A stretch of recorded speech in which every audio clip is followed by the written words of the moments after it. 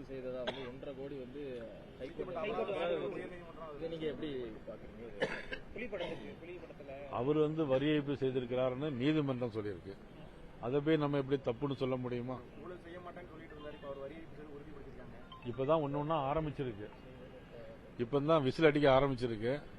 அது பிறகு ட்ரம் எல்லாம் சேர்ந்து அடிப்போம். நான் சேர்ந்து மத்திய அரசோட பட்ஜெட்டை விமர்சனம் பண்ணி தமிழகம் முழுவதும் திமுக பண்ணிட்டாங்க. குறிப்பா வந்து பட்ஜெட் வந்து தமிழகத்தில் பெரிய முட்டை கொடுத்துக்கிறாங்க அப்படின்ற மாதிரியான போஸ்டர் எல்லாம் பார்க்க முடியுது. இதை எப்படி பார்க்கணும்? அதாவது என்னன்னா, இவங்க செஞ்ச தவறையெல்லாம் மறைக்கிறது இருக்கு.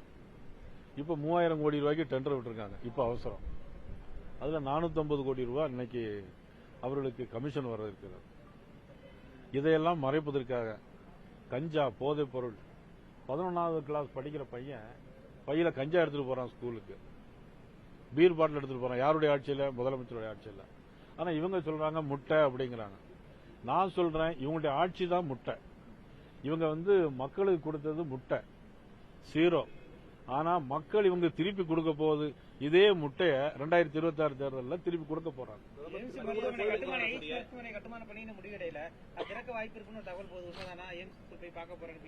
கிட்டத்தட்ட எய்ம்ஸ் மருத்துவமனையில் எல்லா பணிகளும் நிறைவடைந்த சூழ்நிலை இருக்கிறது. நான் அதை போய் ஆய்வு பண்ண இருக்கிறேன். இன்னும் ஒரு 2 தினங்கள் ஆய்வு பண்ணி பார்த்த பிறகு பணிகள் முடிவடைந்து இருந்தால் பிரைம் மினிஸ்டர் அவர்கள் அதை திறப்பார்கள். அந்த எய்ம்ஸ் மட்டுமல்ல, இன்னைக்கு திருநெல்வேலியில் இருக்கக்கூடிய பாளையங்கோட்டை மருத்துவமனையில், அரசு கல்லூரி மருத்துவமனையில் இருக்கக்கூடிய எல்லா கட்டிடங்களுமே மத்திய அரசு.